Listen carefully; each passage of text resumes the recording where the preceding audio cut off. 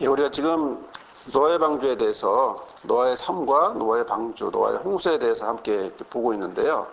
우리가 지금까지 봤던 내용들을 간단히 보면 당대 사람들은 굉장히 타락 일변도의 어떤 타락적인 삶의 모습들을 계속 추구하고 있었다는 거죠. 하나님이 원하는 모습이 아니라 하나님의 아들들이 사람의 딸들을 바라보면서 그들과 결혼하면서 세상적 내지는 쾌락적 이런 부분으로 가고 있는 것을 우리가 계속 봐왔고요. 그럼에도 불구하고 그런 사람들 사이에서 한 사람을 선택해서 예를 들어 120년이라고 하는데 그 120년 정도의 어떤 예언을 하시면서 노아에게 방주를 만들게 하고 홍수를 준비케 하는 이런 관계가 이제 그 세상 사람들을 향하여서 어떤 심판의 메시지를 던지고 있지만 결국 그 당시에 노아가 훌륭해서 당대 의인이나 완전하거나 하나님과 동행한 것이 아니라 하나님 앞에 은혜를 입었기 때문에 이런 의인이고 완전하고 동행하는 모습으로 살았다라는 사실을 우리가 성경에서 보았고 또 그 사람이 어떤 사람이에요? 하나님의 말씀을 삶으로 보여주는, 전파하는 이런 사람의 모습이라는 게 이제 보인 거죠. 그래서 믿음으로 이제 노아의 모습을 우리가 보았는데 아직 보이지 않았던 것에 대해서 믿음으로 노아는 보고 경고하심을 받아서 그것을 격려함으로 노아의 방주를 준비하는 이런 모습이죠. 그럼에도 불구하고 사람들은 어떻게 해요? 먹고 마시고 하고 싶은 대로 그냥 상관없이 똑같이 오히려 비난하지 않았을까? 에바 올마이티 영화처럼 그렇게 막 욕하거나 비난하거나 야유를 하지 않았을까? 네, 그런 부분을 우리가 지난번까지 함께 봤고요. 근데 하나님이 노아의 방주를 만들고 그 방주에서 동물들이 와서 집어넣게 하고 그리고 딱 출발한 것이 아니라 어떻게 해요? 일주일 전에 들어가서 준비케 하고 일주일 뒤에 어떻게 하죠? 하나님이 그 문을 닫고 출발을 하게 되죠. 그 출발이라는 것이 어느 정도 위치인지는 모르겠지만 언덕에다 배를 만들었기 때문에 비가 와서 홍수가 나서 점점 떠서 걷고 방주의 가장 큰 특징은 제가 보면서 느낀 건 방주의 가장 큰 특징은 뭐냐면 방향을 설정할 수가 없다라는 거예요. 방주는. 이게 바다가 해류에 따라서 쓸려가는 대로 가는 거예요. 그냥. 돛을 달거나 무엇이 있어서 어떤 방향으로 저쪽으로 가자, 이쪽으로 가자 이게 안 돼요. 그렇다면 만약에 그런 생각도 해봐요. 아라랏산에 우리가 걸렸다고 하는데 하나님이 아라랏산에 갖다 놓지 않았으면 해류에 따라 딴 데에서 바다 태평양에 갖다 놨으면 그러면 노아는 평생 몇백 년 동안 어떻게 했겠어요? 다 홍수지 뭐. 그런데 그게 아니라 아라랏산에 갖다 놨다는 얘기는 뭐냐면 산에다 올려놨다는 얘기는 뭐냐면 그 물에 빠지는 기간 동안에도 그런 과정에서 거기서 정착할 수 있고 이제 안정을 찾을 수 있는 이런 곳이라는 거죠. 높은 산에다가 하나님이 갖다 놓고 그 뒤에 물론 지각 변동도 있었고 했지만 이런 관계에서 우리가 보면서 느끼는 건 뭐냐면 노아의 방주는 방향을 설정할 수 없는데 그 방향은 누가 해줬다? 하나님이 해줬다라는 거죠. 그렇다면 노아는 실제로 자기가 잘나서나 의인이나 선해서 훌륭해서가 아니라 전적인 주권은 하나님의 인도하심이었고 그로 인해서 노아가 인도함을 받은 거고 그로 인해서 우리가 바라볼 수 있는 희망이 생기죠. 노아가 훌륭해서 당대의 의인이고 완전한 자가 됐다면 우리 같은 경우에는 엄두도 안 될 일이죠. 그러나 단 하나의 조건은 뭐냐면 하나님이 그에게 은혜를 주었다. 요 하나만으로 그가 그렇게 되었다면 우리도 가능한 것이고 구원에 대한 가장 깊은 의미는 전적인 하나님의 은혜로만 가능하다. 이 얘기가 이제 노아의 방주 겉모양 하나만 보고도 하나님이 알아서 너무나 완벽하게 가장 안전하게 그런 튼튼하게 노아의 방주를 설계도를 주셨지만 또 그 자체의 가장 모순인 왜 방향을 갈 수 없는가에 대한 문제는 결국 그 방향도 하나님이 하실 거라고 하는 사실을 우리가 생각해 볼 수 있는 거고 그러면 저나 여러분이 우리의 인생에 있어서 내가 어디로 가야 되지 어떻게 해야 되지 뭘 해야 되지 이런 방향을 잘 모를 때 그렇다면 그 방향키는 누구에게 있다? 그리고 하나님에게 있다. 하나님 책임질 거다라고 하는 부분을 우리가 볼 수 있는 거죠.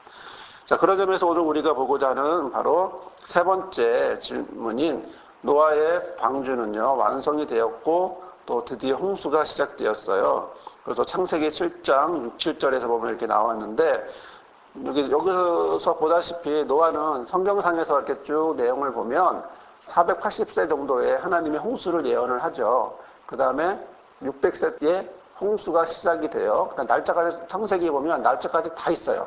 아주 섬세하게 날짜까지 다 있고, 방주에 들어가서 7일 기다렸다가 40일 동안 비가 내리고 150일 동안 물이 가득했고, 그리고 나서 7월 17일 날 방주가 아라랏산에 도착해서 물이 감하기 시작하고, 뭐 이런 하나하나의 모습을 보면서 처음부터 딱 뺀 게 아니라 시간이 지나면서 이제 모습을 보이면서 2월 17일 날 땅이 말라서 방주에서 나오는 데까지 시간이 이제 총 며칠이냐면 371일이라고 하는 시간을 노아는 방주 안에서 있게 됩니다. 이런 기간 동안 1년이 넘는 이 기간 동안 방주 안에서 노아가 있게 되었는데, 다른 많은 사람들이, 수없이 많은 사람이 있었음에도 불구하고 오로지 노아 가족 8명만 구원받았다라고 하는 이 자체가 실제로 우리가 성경을 보면서 조금은 긴장해야 될 그런 부분이라는 거죠. 왜냐하면 하나님의 전파하는 의를 사람들은 듣지 않는다라는 거. 이 부분에서 우리가 좀 경각심을, 좀 긴장할 필요가 있겠다라고 하는 생각이 들어요. 며칠 전에 나눔을 하면서 한 분이 이제 남편한테 그 얘기를 했대요. 야, 이제 언젠간 우리도 죽을 텐데 죽고 나면 어떻게 될까? 이렇게 이제 물어봤대요. 그랬더니 남편이 단 1초도 생각하지 않고 1초도 고민하지 않고 바로 얘기를 하더래요. 죽으면 끝이야. 딱. 너무 당연하게 자신 있게 분명하게 얘기를 하더래요. 그러니까 이제 그 얘기를 들은 이분은 신앙이 아직 없기 때문에 좀 불안한, 걱정이 되는. 그런데 우리 애들은 나중에 어떻게 해야 될까? 엄마 아빠가 없는 세상은 어떻게 살아갈까? 이제 그런 얘기들을 쭉 하시더라고요. 그런 점에서 보면서 저는 제 생각을 해봤는데, 그러면 나는 죽으면 어떨까? 요즘도 뭐 그런 생각 전혀 안 하는 게 아닌데, 그런 생각을 쭉 해봤을 때 느낀 게 뭐냐면, 나도 죽으면 어떻게 될까라는 생각을 당연히 하게 되고, 그럴 때 그분과의 차이는 뭐냐면, 그분은 죽으면 끝이다 라고 말했지만 우린 죽으면 끝이 아니다. 완전 다르죠. 내용이 다르죠. 결과도 다르고. 그런 부분에서 우리가 좀 생각하게 되고, 또 제 자신에게 느끼는 느낌은 뭐냐면, 그 얘기를 듣고 제가 속으로 생각하면서 느꼈던 느낌은 안정감, 안심, 뭐 이런 느낌을 받고 있더라고요. 나는 죽으면 끝이 아니다라고 하는 그런 마음. 그리고 내 이 상태에서 어떤 하나님의 인도하심의 특별한 역사하심을 통해서 내가 구원의 길을, 구원의 과정들을 계속 간다라고 하는 이런 과정들을 한번 순간적으로 묵상하면서 그 얘기를 함께 나누기도 했었는데요. 여하튼 방주가 완성이 되고 홍수가 나고 1년이 넘도록 노아의 가족들은 방주에 있었고, 그리고 노아를 통해서 굉장히 영적 권위가 그 가족 안에서는 회복이 됐겠죠. 하나님의 역사하심을 받겠죠. 아들도 그걸 방주를 만들면서 어떤 마음이었을까요? 전적인 신뢰를 했을까요? 알 수 없는 거잖아요. 그런데 정말로 실제로 홍수가 나고 홍수 때문에 1년 동안 자기들이 방주에 있었던 이런 걸 쭉 보면서 느낀 건, 아버지로서의 노아의 영적인 권위가 상당히 세워졌을 것이고, 또 하나님의 역사하심에 대해서 눈으로 보게 되는 그런 모습을 보게 되죠. 그래서 그 결과는 이제 우리가 사도행전에 나와 있는 주 예수를 믿으라 그리하면 너와 내 집이 구원을 얻으리라고 하는 그 말씀처럼, 말씀을 의지한 자가, 말씀을 바라본 자가 가족까지도 같이 구원을 얻게 되는 그런 이제 모습을 보게 됐죠. 자, 그러면서 이외에 우리가 보게 되는 말씀이 뭐냐면, 베드로전서 3장 20절에 나오는 말씀인데, 이러면 사람들의 운명은 어떻게 되었을까라는 것입니다. 자, 3장 20절의 말씀 한번 읽어보실래요? 시작. 그들은 전에 노아의 날 방주를 준비할 동안 하나님이 오래 참으실 때에 복종하지 아니하시던 자들이라. 방주에서 물로 말미암아 구원을 얻은 자가 몇 명뿐이니 겨우 8명이라. 예. 이 배경은요, 베드로전서 3장은요, 그 중에 이 말씀이 들어가 있는 곳은 어디냐면 8절에서 22절까지의 말씀이에요. 여기에는 뭐냐면 의를 위한 고난은, 또 그리고 그로 인한 구원에 대한 이런 이야기들이 있는데, 그 중에 한 예로서 20절에 노아의 가족에 대한 구원의 이야기가 나온 거예요. 전체 줄거리가 8절에서 22절까지의 상황 속에서는 고난과 구원에 대한 이야기를 쭉 하고 있었는데, 자, 그런 점에서 그들은 노아의 날에 그 방주를 준비할 동안 그런데 복종하지 않은 사람이 있었다. 이런 두 가지의 대칭전. 방주를 준비하는 사람과 또 방주를 준비는커녕 오히려 거절하는 사람, 이런 사람들에 대해서. 그래서 당시에는 유일한 뭐였어요? 구원의 순간이었죠. 구원의 방주였어. 구원의 수단이었던 방주에 오르는 사람이 있는가 하면 오르지 않는 사람, 노아를 통한 어떤 심판의 메시지를 전혀 받아들이지 않는 그런 사람들이 있었다라고 하는. 그래서 이제 베드로전서 3장 20절에 그 앞뒤 구절의 배경 안에서 이걸 봤을 때 그와 마찬가지로 이 시대도 이렇다. 이런 얘기를 하고 있는 거거든요. 자, 그러면 우리가 그런 전체적인 얘기 속에서 우리가 좀 좁혀서 뭘 보고 싶으냐면, 과연 하나님은 어떤 분이신가? 라고 했을 때 베드로는 뭐라고 말하냐면, 뭐라고 얘기하죠? 하나님께서 아직 참고 기다리실 때에, 하나님께서 오래 참고 기다리실 때에. 그러니까 하나님 어떤 분이에요? 오래 참고 기다린다. 이런 분이라고 이제 베드로전서에 말씀하고 있는 거거든요. 베드로가 이렇게 얘기하고 있는 분에서 우리가 보게 되는 관점 중에 하나가 뭐냐면, 그러면 3장 9절에 있는 것처럼 주의 약속이 어떤 이들이 더디라고 생각하는 것 같이 더딘 것이 아니고 같이 읽을까요? 오직 주께서는 너희를 대하여 오래 참으사 아무도 멸망하지 아니하고 다 회개하기에 이르기를 원한다. 이걸 원한다. 자, 그런데 누구랑 대조가 되죠? 오래 참으시는 하나님과 불순종을 답하는 그런 어리석은 사람들, 이 둘과의 관계가 보여지는 거죠. 하나님은 어떤 분이에요? 주님은 오래 참으시다라는 거죠. 그런데요, 고린도전서 13장에 보면 사랑은이라고 하는 부분이 있어요. 사랑은 뭐다라고 할 때 사랑의 첫 번째가 뭐예요? 오래 참는다. 사랑은 오래 참는다. 근데 하나님이 누구죠? 사랑이죠. 여기는 우리가 고린도전서 13장은 우리가 알고 있는 사랑이라고 하는 어떤 추상적인 개념을 얘기하고 있는 게 아니라 바울이 경험한 하나님은 어떤 하나님이냐? 사랑이라고 하는 하나님은 어떤 하나님이냐? 곧 하나님은 오래 참고, 하나님은 온유하고, 하나님은 시기하지 않고, 하나님은 자랑하지 않고, 하나님은 교만하지 않다는 거예요.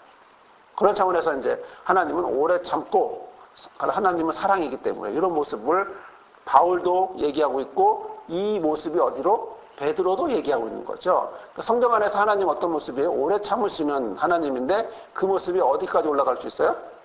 창세기까지 올라가죠. 노아 홍수까지 오래오래 기다리는 것.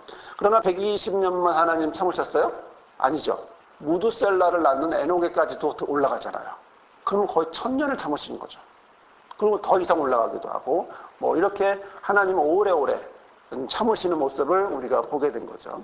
자, 그럴 때 하나님은 회개할 기회도 없이 단번에 심판하는 것이 아니라 충분한 시간이 얼만큼이에요?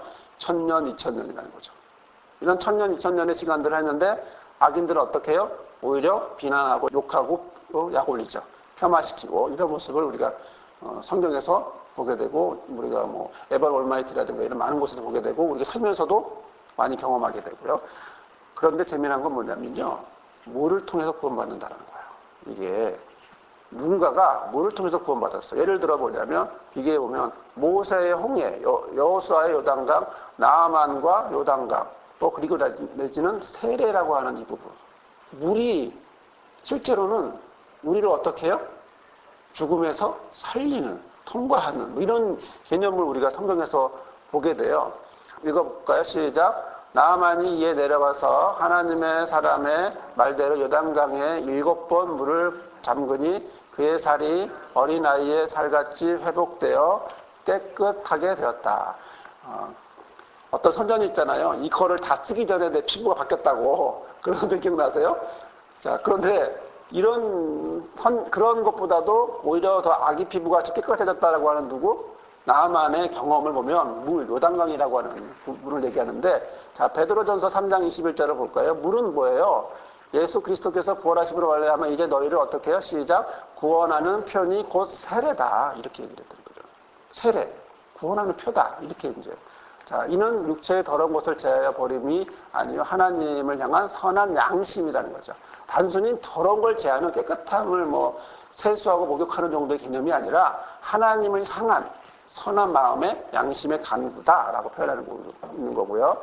그런 점에서 우리가 이제 이어지는 모습을 보면서 질문을 보면 40일간 비가 쏟아졌고 지상은 150일 이상 물에 덮여 있었다. 그 위로 4,300톤 가량의 방주가 떠다녔고 나중에 아라랏산에 머물렀다. 이렇게 성경은 이제 증거하고 있습니다.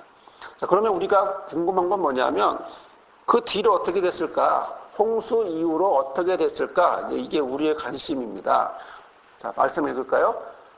창세기 9장 1절 하나님이 노아와 그 아들들에게 복을 주시며 그들에게 이르시되 생육하고 번성하여 땅에 충만하라 이렇게 말씀을 하십니다. 여기 제목처럼 노아와 언약을 하나님이 맺으시는 것을 볼 수가 있어요. 생육, 번성, 충만 이 세 가지를 허락하셨는데요. 여기서 또 놀라운 걸 하나 발견하게 되는데 그게 뭐냐면 하나님이 뭔가를 하실 때 어떤 새로운 일을 하실 때 노아에게 은혜를 주신 것처럼 뭐가 있어서 준 게 아니라 하나님 전적인 은혜가 있었던 것처럼 하나님은 뭘 줘요?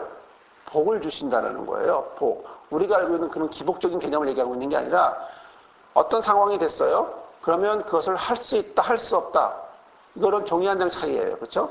낭망할 수밖에 없는 상황에 그러다 다시 한번 해보자.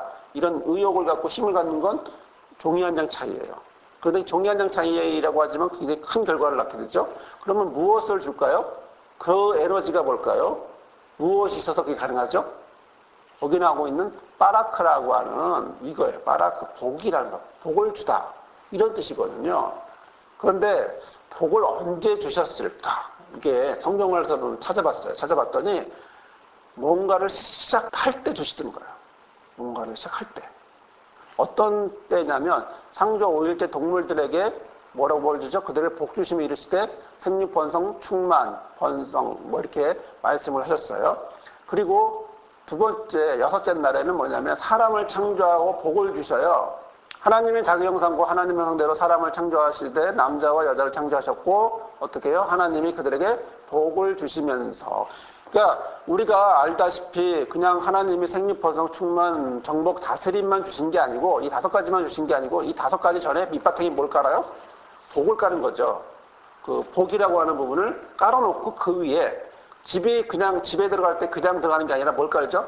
장판을 깔죠. 그렇죠? 집에 들어갈 때 그냥 있는 게 아니라 장판을 깔든 마루를 깔든 사람이 살 수 있는 곳에 그렇죠? 그다음에 그런 기초공사하고 위에다가 뭐래요? 이런 5가지 것을 하나님이 주셨다라는 거예요.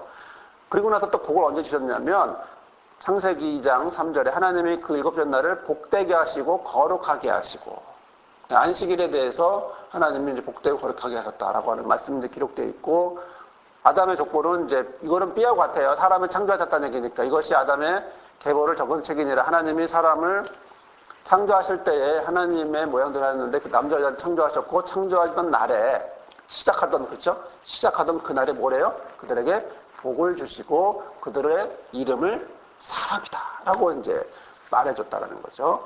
그런데 이 복이 아담이 타락하고 등등 이런 과정 속에서 없어져요. 그다음 더 이상 없어요. 그러다가 언제 다시 생기냐면 우리가 방금 봤던 창세기 9장 1절 노아의 홍수 이후 노아가 새로운 시대, 새로운 것을 만들어 가려고 하는 이 상황에서 노아에게 하나님이 허락하시는 건 뭐냐면 하나님이 노아와 그 아들들에게 뭘 줘요? 복을 주셨다. 그러면서 말씀하신 게 생육, 번성, 충만이라는 거죠. 생육은 열매를 많이 맺으라는 거, 번성은 많아지라는 거, 충만은 가득 차라 이런 뜻을 갖고 있는데요. 근데 여기는 아까 창세기 아담에 대한 이야기와 좀 대조되는 것이 있어요. 이 2가지가 사라져요. 정복과 다스림은 좀 빠져요.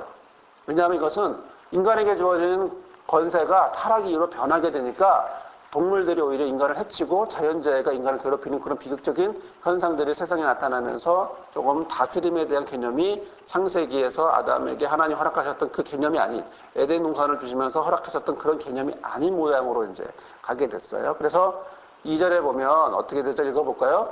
땅의 모든 짐승과 공중의 모든 새와 땅에 기는 모든 것과 바다의 모든 물고기가 너희를 어떻게 해요? 두려워하며 너희를 무서워하며 이것들이 너희 손에 맡겨진다는 거죠. 맡겨진다.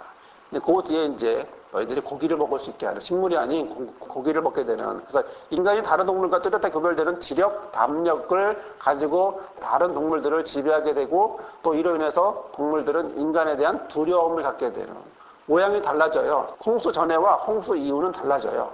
동물에 대한, 자연세계에 대한. 그래서 하나님이 원래 주셨던 정복과 다스림이라고 하는 그 개념이 홍수 이후에는 좀 다른 모양으로 가게 된 걸 보게 되죠. 우리가 알고 있는 가꾸는 개념이 아니라 마음대로 하는 이런 개념의 것을. 그러나 그것이 다시 도와줬더니 자연적으로 뭔가를 다스림을 잘 하려고 했던, 잘 가꿨고 경작을 했더니 다시 그것이 좋은 게 오는 게 아니라 경작함으로 인해서 오히려 다른 것이 피해가 되는 이런 것들을 우리가 경험하게 되죠.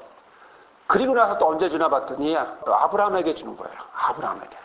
아브라함에게 창세기 12장 1절에 3절 여호와께서 아브라함에게 이르시되 너는 너의 고향과 친척과 아버지의 집을 떠나 내가 내게 보여줄 땅으로 가라. 내가 너에게 큰 민족을 이루고 내게 복을 주어 내 이름을 창대하게 하리니 너는 복이 될지라. 우리가 알고 있는 한글 개혁 성경에서는요, 복의 근원이 된다 이렇게 표현을 했거든요. 이건 의역이에요. 의역이고요. 원래 원어적으로 하면 지금 우리가 알고 있는 이 번역이 훨씬 맞아요. 그냥 복의 근원이 아니고 복이 된다는 거예요. 복이 된다. 그래서 그러면서 너를 축복하는 자는 내가 복을 내리고 너를 저주하는 자는 내가 저주한다. 이렇게 해서 복을 얻게 될 거다. 이렇게 말씀하시고, 이 복에 대한 개념에서 가장 공통적인 특징이 뭐예요? 새 출발, 새로운 무엇인가 할 때 하나님이 주신 것이라는 거예요. 생명을 가진 자들에게 무엇인가를 새롭게 시작할 때 무엇이 필요하다는 거예요? 복이 필요한 거예요. 하나님이 복을 주신 거죠. 그러니까 결국 저와 여러분이 새로운 무엇을 시작할 때 내가 한번 해봐야지. 이게 아니라 플러스 가장 기본으로 깔리는 게 하나님의 복이고 그 위에 이런 하나하나의 것들을 하나님이 세우시는 거고, 아브라함에게는 이런 모습으로, 노아에게는 3가지의 모습으로, 아담에게는 5가지의 모습으로 이제 허락하셨던 거죠. 자, 그러면서 하나님은 이제 여기 교재를 보면 하나님이 새 출발을 선언하셨고요. 더구나 하나님은 하늘에 무지개를 띄웠는데 인간에게 약속을 보증하십니다. 인간에게 약속을 보증하셔요. 이 무지개, 우리가 알고 있는 무지개, 너무 멋진 무지개죠. 예쁘고요. 그전에는 무지개가 없었어요. 이유가 뭐죠? 하늘에 물이 있었으니까. 햇볕이 통과를 안 하기 때문에, 제대로 우리가 알고 있는 이런 정도 통과가 아니기 때문에 거의 안개기, 수분이 많은 이런 상태였기 때문에 실제로 또 무지개가 보이진 않아요. 그러나 하늘에서 물이 있는 모든 물이 다 내려오고 그 햇볕이 그대로 들어오면서 무엇이 생겨요? 과학적으로는 수분이 이렇게 있을 때 빗물과 함께 그것이 무지개를 연결하면 물이 눈에 보이는 거죠. 반사돼서, 빛이 반사돼서, 프리즘처럼 반사돼서 이제 무지개가 보이는 건데요. 우리 함께 읽을까요? 내가 내 무지개를 구름 속에 두었나니 이것이 나와 세상 사이의 언약의 증거니라. 내가 구름으로 땅을 덮을 때에 무지개가 구름 속에 나타나면 내가 나와 너희와 및 육체를 가진 모든 생물 사이에 내 언약을 기억하리니 다시는 물이 모든 육체를 멸하는 홍수가 되지 아니할 것이라. 이렇게 약속의 말씀을 하셨어요. 자, 무지개의 의미가 뭘까요? 무지개가 뭘까요? 왜 무지개를 주셨을까요? 무지개를 보고 언약의 증거를 기억하라고 하나님이 허락하셨을까요? 왜 무지개를 줬을까요? 아니면 하나님이 깜빡깜빡 자꾸 잊어버리니까 무지개 뜰 때마다 맞아 그렇지, 아차 그렇지 이렇게 하면서 사람들을 혼내려다 말고 그랬을까요? 이 무지개를 볼 때마다 인간이 기억해야 될 게 뭐냐면 오늘도 잊지 않고 당신의 약속을 신실하게 지켜가시는 분이라는 거예요. 하나님은. 인간에게 말씀하시는 거야. 내 무지개를 보여준 이유는 무슨 얘기예요? 내가 너희들에게 무지개를 보여주는 이유는 이렇게 계속 너희에게 신실하게 약속을 지켜간다. 이쁘신 하나님, 신실한 하나님, 약속을 지키시는 하나님.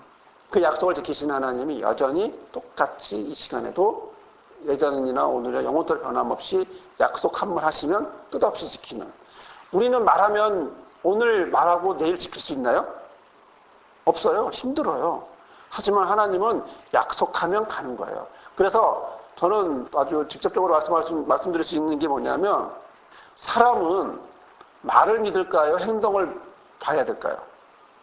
제가 볼 때는 행동을 봐야 될 거라고 생각해요. 왜냐하면 사람의 한계가 말은 오늘 하지만 내일은 또 바뀔 수 있는 게 말이지만 행동은 그것을 지켜나가기 위해서 꾸준하게 해나가야 되니까 이런 부분에서. 그런데 하나님은 말이에요. 왜냐하면 말하면 지키니까.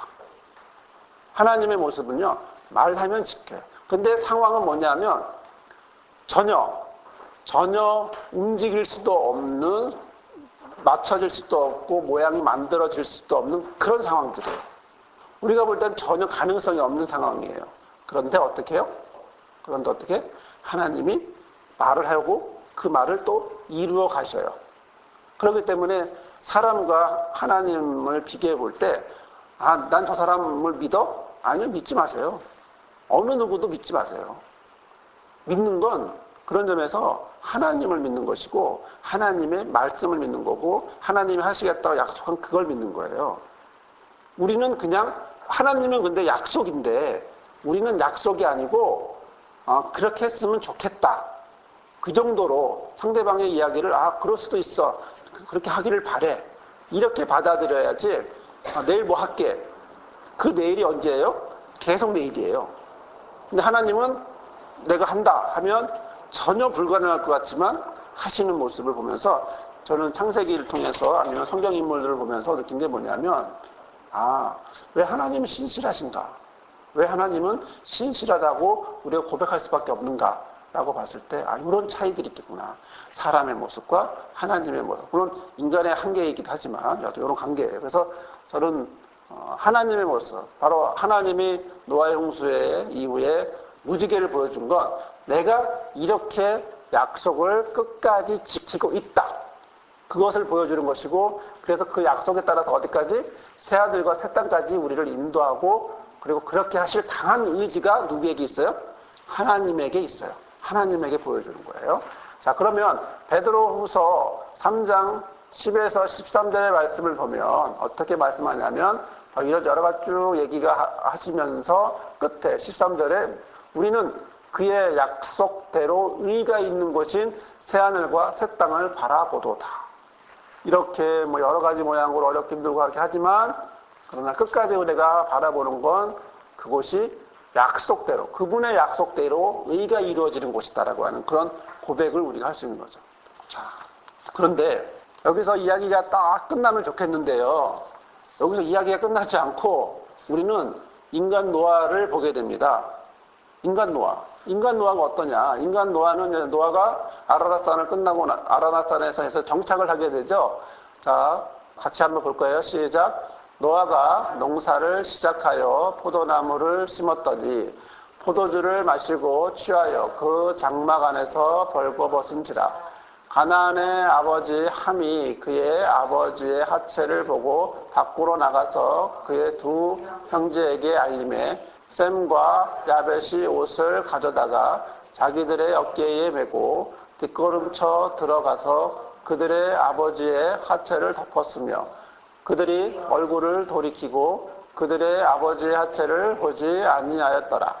노아가 술이 깨어 그의 작은 아들이 자기에게 행한 일을 보고 알고 이에 이르되 가나안은 저주를 받아 그의 형제의 종들의 종이 되기를 원하노라 하고 또 이르되 셈의 하나님 여호와를 찬송하리로다.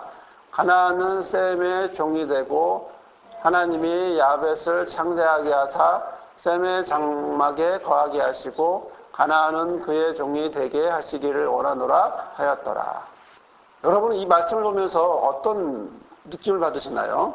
우리가 지금까지 봐왔던 노아의 이미지와 정반대죠. 우리가 살면서 많은 사람들에게 저 사람 괜찮은 사람이야 하지만 어느 순간 아니었네? 이런 사람들이 많이 있어요. 그럼 경험할 때가 많아요. 그건 당연한 거예요.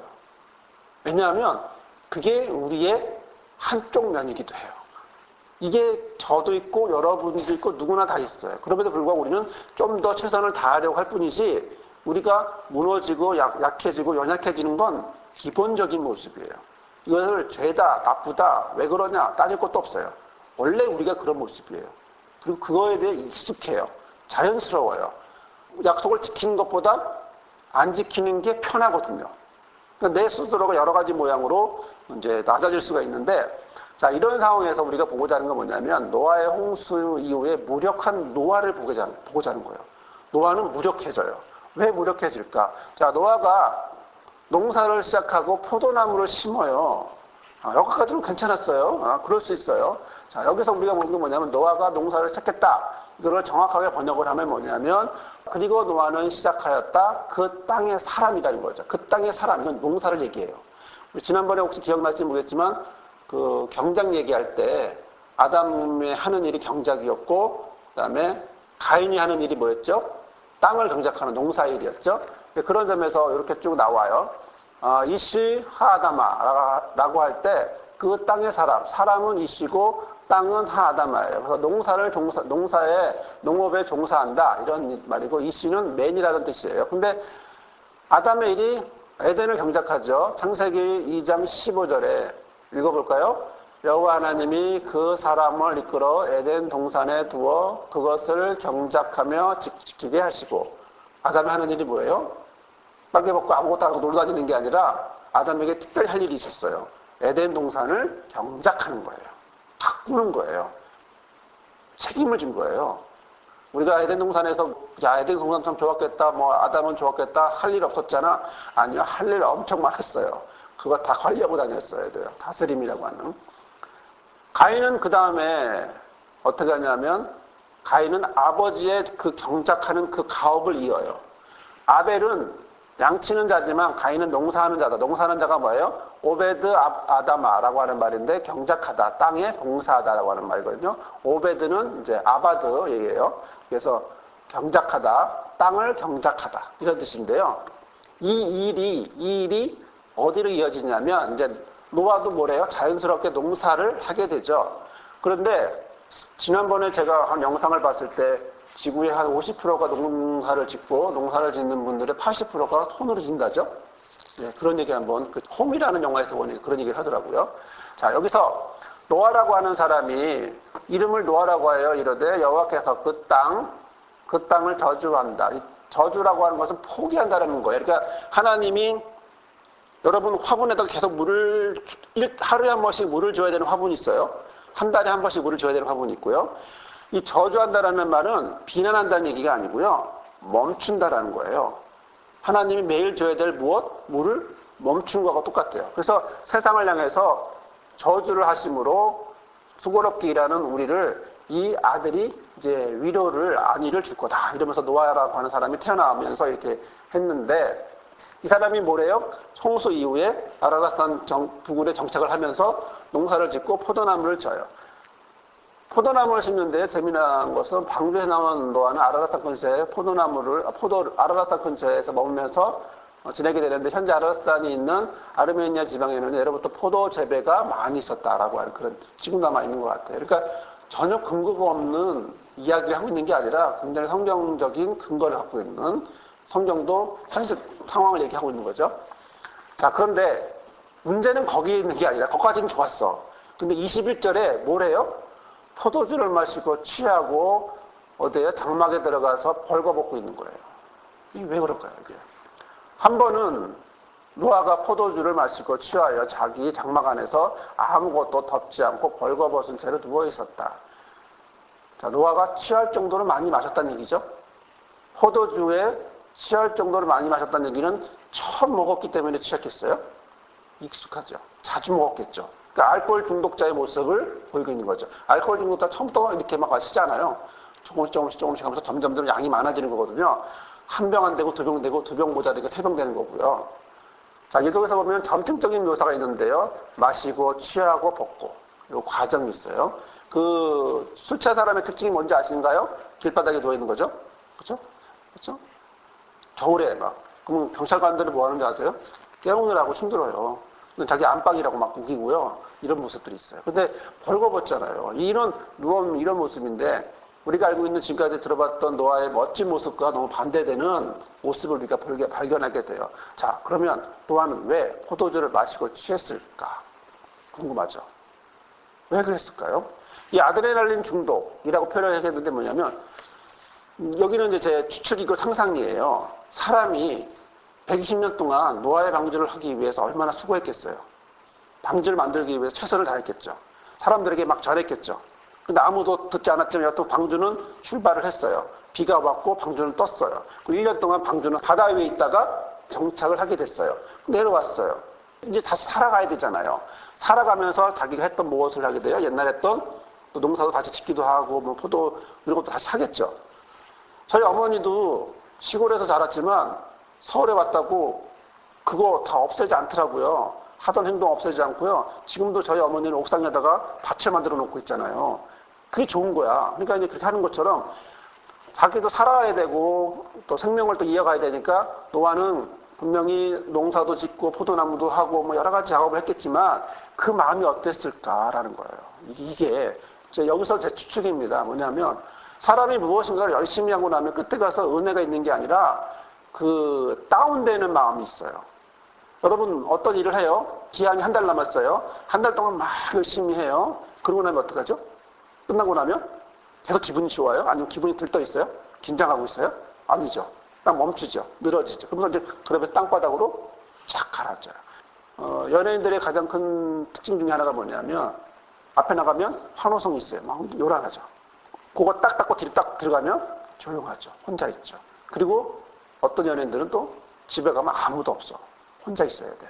그 외로움 적막감. 그러면 뭘로 선택하겠어요? 뭔가 대체할 만한 것이 있어야겠죠. 건강하면 좋은데 건강하지 않은 무엇인가. 극에서 극이에 왔다 갔다.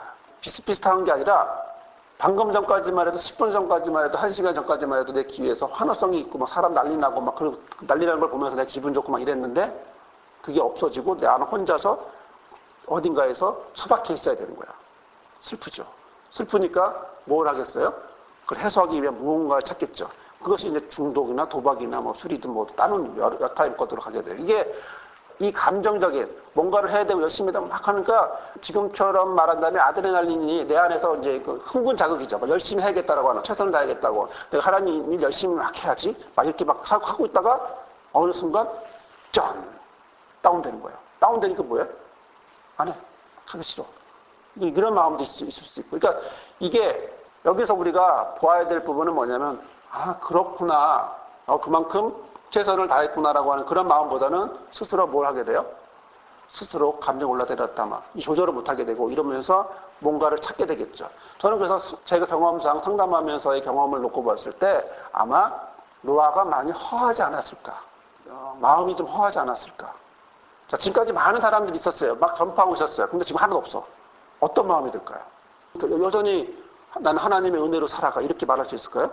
아니라는 거죠. 그러니까 허해지니까 그냥 아무 의미가 없는 그런 모습으로 하지 않았을까. 이런 생각들을 한번 해보면 결국 자기만 남은 것에 대한 우울증, 홍수 이전의 모습을 알고 있는데 하고 하는 이런 낮아지는 마음, 힘들어지는 마음 이런 여러 가지 감정들을 노아가 스스로 해결해야 되는데 어디서 먹죠? 장막 안에서 다른 사람의 눈을 피해서 개인적인 장소에서 틀어박혀서 술을 먹었다는 거죠. 대놓고 먹은 게 아니라 너무 이게 힘들어지는 모습이 아니었을까 이런 생각을 해보는 거예요. 자 그러면 노아는 당연히 뭐 하겠어요? 술을 2잔 먹고 말겠어요? 취해야겠죠. 알코올 중독의 가장 특징 중에 하나가 뭐냐면 혼자 술을 먹기 시작하면 절제가 안 돼요. 그거는.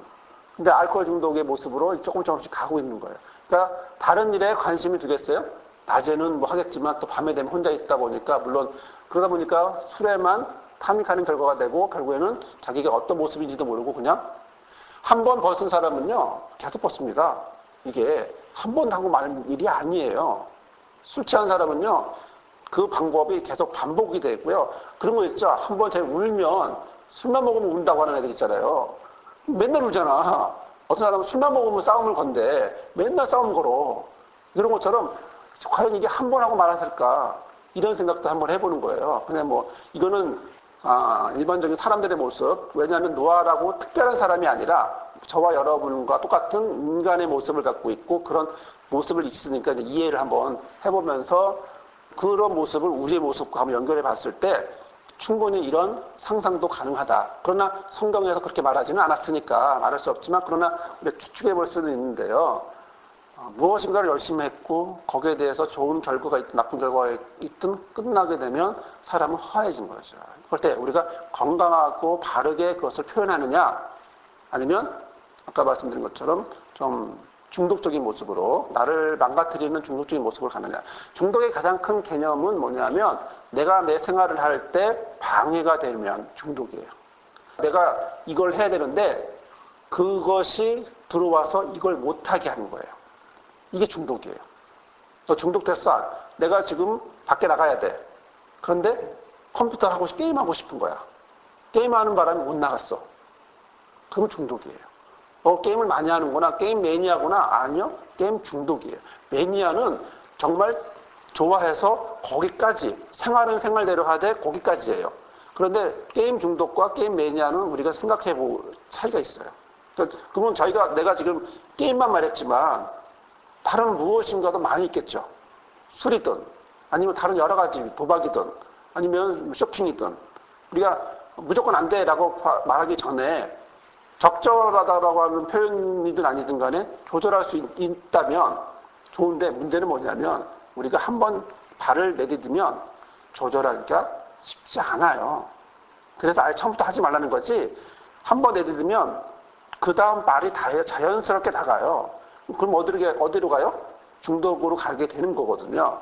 그런데 이 노아의 모습도 처음부터 술을 계속 먹어야 되겠어요?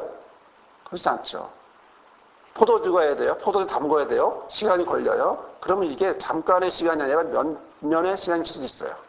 누적된 결과로 노아가 결국 이런 모습으로 혼자 틀어박혀서 우물적인 모습을 가지고 했을 것이다. 그러면 참 안 된 모습인데 이 모습이 우리가 알고 있는 당대 의인과 완전하고 하나님과 동행했던 사람의 모습과 너무 다르다는 거죠.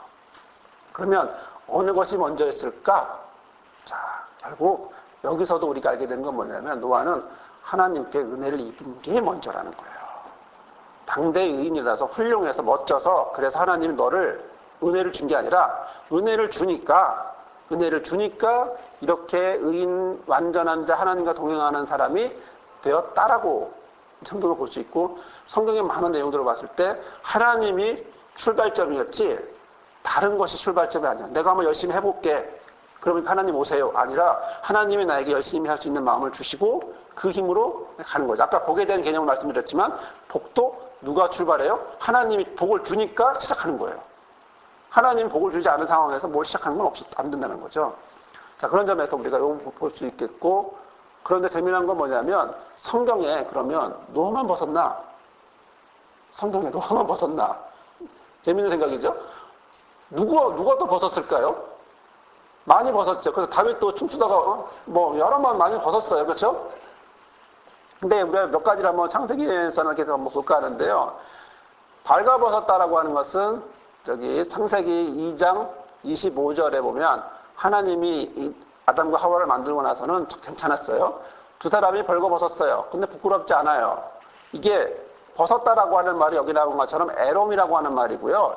이게 네이키드라고 하는 말이고 거기다 하면 푸시라고 하는 부끄럽다라고 하는 수치 이런 말입니다. 그러니까 벌거벗었지만 부끄럽지 않아요. 자, 푸시라고 하는 말은 타락이 전에는 없었어요. 그런데 타락하고 나니까 자절과 수치심으로 우리 마음에 깊이 자리 잡게 돼요. 그들이 선악을 알게 나무의 실과를 먹고 나서 뭐가 되죠? 눈이 밝아져요. 그래서 자기가 벗은 줄 알아요. 무화과 나무 잎으로 뭐래요? 치마를 만들어요. 하나님이 나타났어요. 하나님 소리가 들었어요. 내가 벗었기 때문에 두려웠어요. 하나님이 두려워서 숨었어요. 야, 누가 너한테 벗은 거 알려줬냐? 내가 너한테 먹지 말라고 말한 그 나무 열매 먹었냐? 하나님이 말씀을 하는 거죠. 아담은 벗었었는데 전혀 부끄러움이 없었는데 죄를 행함으로 인해서 뭐가 돼요? 부끄러움이 생긴 거죠. 그 다음에 사람은 옷을 입어야 될까요? 벗어야 될까요? 입어야 돼요. 옷을 입어야 돼요.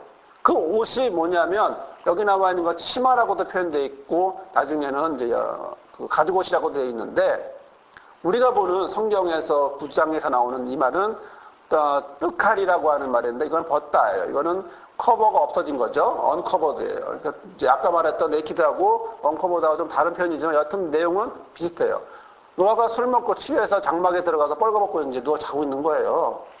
그럴 때 우리가 여기서 벗었다라고 하는 개념과 옷이라고 하는 개념을 좀 더 이어서 한번 보도록 하면 옷을 덮어주는 자가 있어요.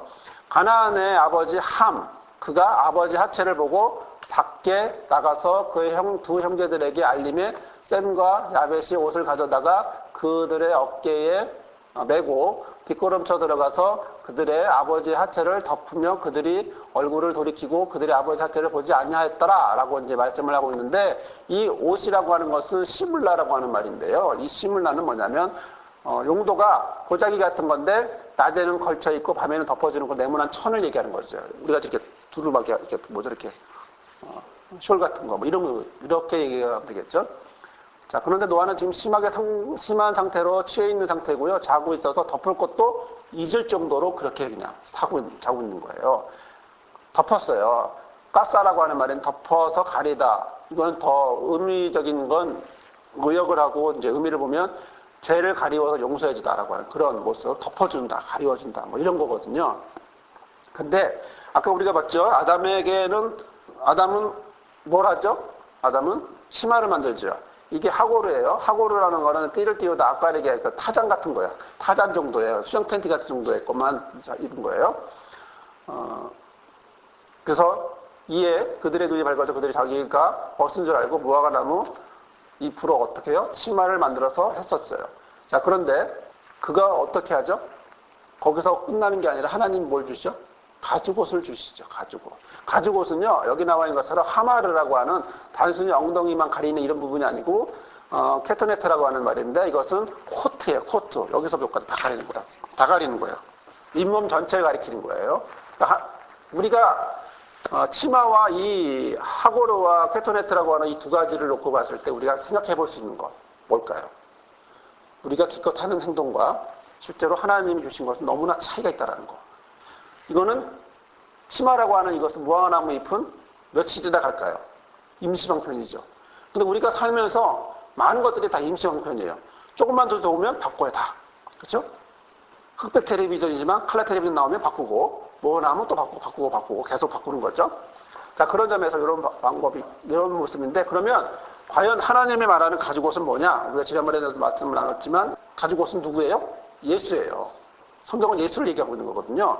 예수님으로 옷 입어라. 그래서 로마서 13장 14절에 읽어볼까요? 오직 주 예수 그리스도로 옷 입고 라고 얘기합니다.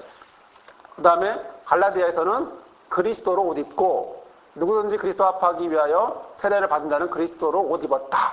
자, 그리스도로 옷 입는 거예요. 그 다음에 에베소서는요. 시작. 하나님을 따라 의와 진리의 거룩함으로 지으심을 받은 새 사람을 입어라. 새 사람이 누구예요? 예수 안에서 은혜 받는다는 거죠. 변화받은 거죠. 그리고 새 사람을 입었으니 라고 하는 말씀. 그 다음에 여기서 재미난 걸 계시록을 보니까요. 뭐가 나냐면 내가 너를 원하노니 내게서 불로 연단한 금을 사서 부여하게 하고 흰 옷을 사서 입어 벌거벗은 수치를 보이지 않게 하고. 자, 어떻게 해요? 흰 옷을 사서 벌거벗은 수치를 보이지 않게 하고. 이건 거룩한 옷이라는 거거든요. 계시록의 말씀은. 창세기의 아담과 하와는 벗어도 부끄럽지 않았어요. 그러나 그 뒤로는 옷이 필요해요. 벗으면 안 돼요. 벗으면 안 돼요. 어떤 옷이 필요해요? 거룩한 옷이 필요해요. 흰 옷이 필요해요. 이 흰 옷은 누구예요? 예수예요. 예수의 옷을 입으라는 거예요. 그런데 지금 예수님도 십자가에서 벗었어요.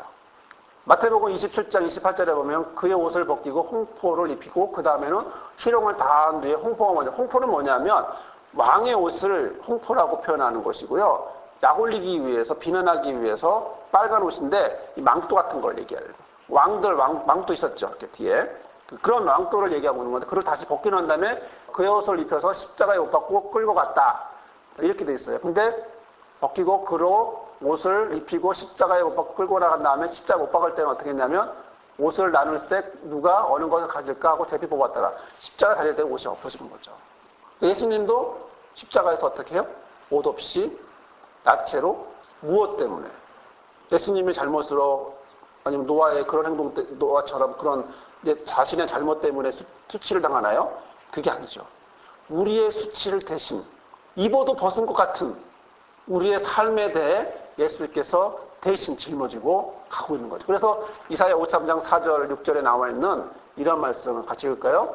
그는 실로 우리의 질고를 지고 우리의 슬픔을 당하였거늘 우리는 생각하기를 그는 징벌을 받아 하나님께 맞으며 고난을 당하였다 하였노라. 그가 찔림은 우리의 허물 때문이요 그가 상함은 우리 죄악 때문이라. 그가 징계를 받음으로 우리는 평화를 누리고 그가 채찍에 맞음으로 우리는 나음을 받았도다. 우리는 다 양 같아서 그릇 행하며 각기 제 길로 갔거늘 여호와께서는 우리 모두의 죄악을 그에게 담당시키셨도다. 아담이 처음에는 벌거벗어도 수치가 없었지만 타락 이후에 사람은 옷을 입어야 됩니다. 근데 우리가 입는 옷은 임시방편이죠. 정말 입어야 될 옷은 예수 옷이에요. 그 옷은 거룩한 흰옷이에요. 그래서 구원의 옷이에요. 세마포라고도 표현하기도 하고요. 그리고 오늘 이것을 위해서 오늘 저와 여러분이 그런 모습으로 가기 위해서 예수께서는 본인이 스스로 벌거벗고 십자가를 하셨다는 거죠. 수치를 대신해서. 우리가 감당해야 될 수치를 대신 짊어지셨다고 하는 말씀을 성경에서 말씀을 하고 있는 거죠. 자, 그러면 지금 샘과 야벳이 갖고 와서 덮어준 그 옷은 어떤 옷일까요? 결국 임시 방편이라는 거죠. 본질적으로 가죽 옷을 입혀줘야 되는데 어쩌지 또 우리가 할 수 있는 임시 방편이에요. 그렇지만 그래도 좀 나은 거죠. 자, 함이라고 하는 아들은요. 아버지 하체를 보죠. 여기서 본다라고 하는 라는요. 단순히 쳐다보는 걸 얘기하는 게 아니고요. 구체적으로 자세하게 보는 걸 얘기하는 거죠. 자세하게 보고서 뭐예요? 즐겼다라는 거죠. 그리고 하나님의 아들들이 사람의 딸들을 어떻게 해요? 보잖아요. 그게 라예요. 라. 굉장히 면밀하게 쾌락을 즐기면서 본 거거든요. 근데 함의 두 형제에게 가서 뭐예요? 알려줘요. 고해요. 고하다라고 하는 말, 알려준다는 말은 나가드라고 하는 말인데 선언하다, 누설하다, 배발하다라고 막 그러니까 아버지의 상황을 비밀스러운 상황들을 해설하듯이 막 자세하게 막 떠벌리는 거죠. 자, 이런 경우 여러분 보시거나 경험하시거나 그런 적 있죠? 어떤 누군가 있어요? 비밀이 있어요. 와갖고 막 자세하게 관심을 갖기도 하고 그 다음에 걷고 와서 어떻게 하죠? 다음 날이면 다 퍼지고 이런 거 그런 경험들이 있으시죠. 그래서 뭐 어디는 비밀이 없어. 저서 쟤한테만 가면 비밀이 없고 이런 얘기 하기도 하고 이런 얘기들 표현들을 하는데 여기서 우리는 뭘 하나 보게 되냐면요. 또 반대로 여기서 반대로 한번 볼까요? 샘과 야벳은 자신이 할 수 있는 방법을 통해서 가려주죠. 잠언서 볼까요? 시작. 허물을 덮어주는 자는 사랑을 구하는 자요. 그것을 거듭 말하는 자는 친한 벗을 이간하는 자다. 이렇게 말씀합니다. 함과 샘, 야벳의 행동의 큰 차이를 볼 때 이 함의 모습은요. 상대방의 약점을 부각시켜 드러내고 그리고 어떻게 보면은 몰래 보고 싶어하는 우리가 보면 이렇게 몰래 카메라 하듯이 실제로는 몰래 카메라도 사람의 심리를 이용하는 거죠. 어떻게 하나 속는 부분을 보면서 우리는 또 어때요? 즐거워하죠. 재밌어하죠. 그리고 옛날에 어떤 몰래 카메라는 그것 때문에 상도 받았죠. 네? 너무 재밌게 한다고 오락프로니까. 자, 그런데 엄밀하게 보면 그 자체는 뭐예요? 사람의 어떤 부정적 심정을 자극하는 얘기들이에요. 몰래 쟤는 어떨까 뭐 이런 거. 그러면서 그 재성을 하고 거기다 끝나는 게 아니라 파고 들어가서 더 떠벌리고 막 드러내고 뭐 이런 거. 이런 부분에서 그 사람은 전혀 그렇고 싶지 않겠죠. 그런데 나는 그 사람은 상관없이 내가 하고 싶으니까 내가 몰래 보고 내가 보고 나서 갖고 와서 막 떠벌리는 거. 누구 마음이죠? 실제로 우리 사람들의 기본적인 심성이기도 해요. 그런데 그것만 우리에게 있냐? 아니요. 그나마 다행인 건 뭐냐면 그래도 선한 면이 하나도 있어요. 그게 바로 이런 부분이에요. 그래서 샘과 야벳은 안 보려고 하면서 하는 어떤 초이성적일 수도 있겠지만 본능을 반대하는 모습일 수도 있겠지만 그러나 나의 선한 모습을 추구하는 모습이기도 하는 거고요. 자, 그런 점에서 우리가 함을 욕하고 샘과 야벳을 칭찬할 건 아니라 샘의 모습이나 함의 모습이나 실제로 저나 여러분에게 그대로 있습니다. 이걸 어떻게 조절할 거냐, 어떻게 우리가 하나님의 은혜 안에서 만족할 거냐의 문제인 거지. 야, 나는 함 같은 모습 없어. 나는 샘이야. 아니요. 내 안에 저 두 가지의 모습이 다 있어요. 제일 재밌는 얘기가 어떤 얘기죠? 남 험담하는 거죠. 그렇죠? 뒤에서. 그런 경우 없으세요? 네. 자, 노아의 저주라고 하는데요. 그러면 노아가 말이죠. 어떻게 써야 돼요? 이런 상황에서 술을 깼어요. 작은 아들이 뭐 했는지 이제 알게 됐어요. 뭐 해야 돼요? 창피하잖아요. 창피하고 나면 그 다음에 뭐 해야 되죠? 아, 미안하다. 내가 다시 안 그럴게. 야, 너 앞으로 그러지 마라. 좀 교통정리 좀 해주고, 야, 너 좀, 쌤, 괜찮네. 훌륭하다. 뭐, 이렇게 칭찬도 해주고, 이렇게 반 정도 하면 반 정도 시켜주고 그래야 되는데, 어떻게 하냐면, 저주하죠. 자, 여기서도 우리가 노아의 그림자적인, 반대적인 모습을 보게 돼요. 뭐예요? 슬픔. 우리로서는 받아들이기 힘든. 그런데 이게 우리의 모습이기도 하죠. 자, 노아는 술을 깼고요. 과정을 알게 됐어요. 자신의 수치를 회개하는 것이 아니라 누구 탓으로? 치와는 대치하면 남 탓으로 해버린 거죠. 너 때문이야. 너 왜 그러시기 왜 엉뚱하짓해? 그러니까 자기 것을 가리기 위해서, 자기 걸 가리기 위해서 남을 하는 거죠. 실제로는 저주는 누가 받아야 돼요? 노아가 받아야 돼요. 근데 왜 애매한, 아니지, 뭐, 잘한 건 아니지만 그래도 굳이 원인을 제공한 지가 해야지. 왜 엉뚱한 함한테, 그 다음에 그 함의 아들한테, 가나안이라고 하는 함의 아들한테 이렇게 저주를 하단 말이죠. 아, 물론, 하나님으로 노아를 용서하죠. 그러나 이건 제가 말씀드리는 부분은 뭐냐면, 인간의 본성, 신성을 얘기하는 거죠. 흐름을 얘기하고 있는 거예요. 인간의 자연스러운 흐름. 쌤, 왜 이럴까요? 왜? 이게 노아가 홍수 전에 봤던 모습들이에요. 이 모습들은 다 샘, 함, 야벳, 뭐 노아의 모습, 이런 모습들은요 전혀 노아가 아무것도 없는데 만들어낸 모습이 아니고 노아가 이전부터 홍수 이전부터 하나님의 말씀을 전파하지만 그러나 사람들의 모습이에요.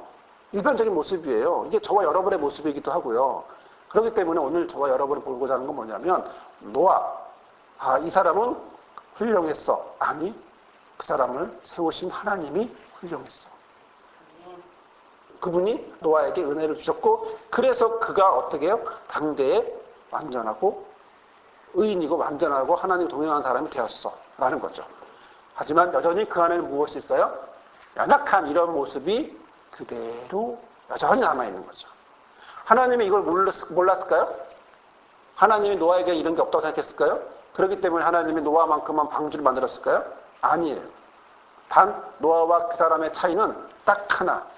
하나님의 말씀을 들었다, 안 들었다. 이 차이지 노아도 여전히 쌤이에요. 비슷비슷해요. 비슷비슷한 거예요. 그러면 결국 저나 여러분은요? 비슷하죠. 저 여러분이라고 특별하게 우리는 좀 거룩하고 우리는 좀 아니요. 우리는 좀 더 하나님을 바라보려고 하는 것뿐이지 실제로 똑같아요. 그렇다면 하나님의 은혜는 뭐예요? 바로 이 순간 저와 여러분을 전혀 그런 것과 상관없이 오래 참으시는 그 하나님이 저와 여러분을 언제나 붙잡아 주시고 있다는 거예요. 오늘 저와 여러분 이 부분이죠. 오늘 이 노아의 모습을 보면서 한번 보게 봤고요.